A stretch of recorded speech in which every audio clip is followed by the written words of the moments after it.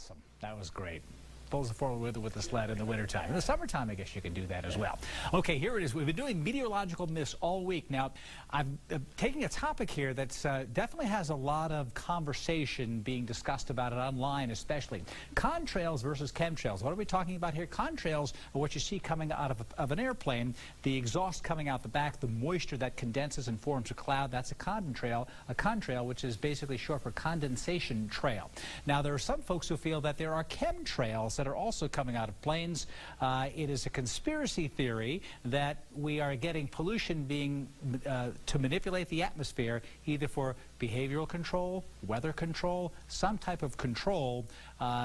And this should be coming out of the backs of planes, not all of them, but some of them. So you can get a lot of information. Just consider your source when you go online to check this out. But what I want to do is I want to just talk about the folks who talk about chemtrails. I keep hearing people saying, well, they sit in the sky for so long, it can't just be a regular contrail. And I kind of want to disprove that myth right here with some meteorology behind it. So here's what we have. This is a contrail, a shot from another plane right here, and it looks like a cloud. And basically that's what it is. You've got dry air in the upper atmosphere. Not very dry. There's moisture, but there's no clouds. The moisture hasn't condensed. It's still invisible water vapor.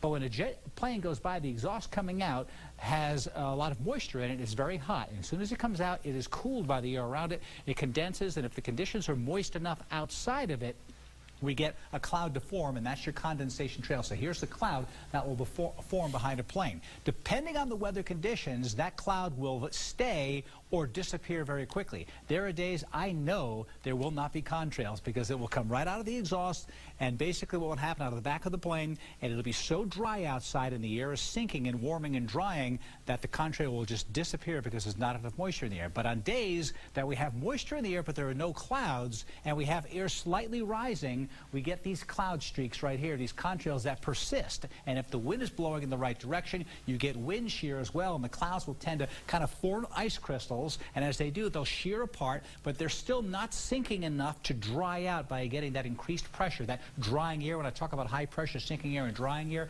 what's basically happening is we have a little lift of the air right here, and right at the leading edge of it, you see these cirrus clouds. When there's a warm front approaching like this, and there are planes flying around here, there will be all kinds of contrails right here, but out ahead of it, under the big blue H, high pressure, maybe even tomorrow, though it's not a real strong high pressure, you just don't get the contrails to form. And so, if I hear the argument that, well, these have to be chemtrails because normal contrails don't stay in the atmosphere that long, that is a myth, because it all depends on the weather conditions holding that up. But boy, this is definitely a conspiracy theory. It just started in 1996. In 2000, the FAA, NASA, NOAA, all of these organizations got together with science saying this is not the case and kind of debunked that. But boy, that is just adding to the conspiracy theory. So it certainly makes for interesting reading.